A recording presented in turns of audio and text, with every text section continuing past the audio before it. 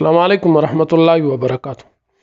معزز دوستو، نماز کی قدر آپ یہاں سے پہچان سکتے ہیں کہ جب حضرت ابوبکر صدیق رضی اللہ عنہ صحابہ کرام کو نماز پڑھا رہے تھے باجماعت، تو اس دوران آپ صلی اللہ علیہ وسلم بیمار تھے اور آپ صلی اللہ علیہ وسلم کو دو صحابہ اپنے کندھوں کے سہارے سے مسجد لے آئے، اس حال میں کہ آپ صلی اللہ علیہ وسلم نماز میں شریک ہونے کی کوشش فرما رہے تھے۔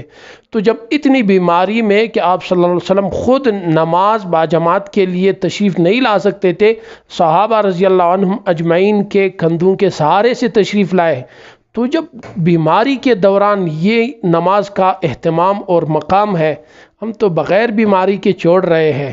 ذرا سوچئے دوستو، ہم کہیں اپنے نقصان تو نہیں کر رہے اور خسارے کی طرف تو نہیں جا رہے۔ السلام علیکم۔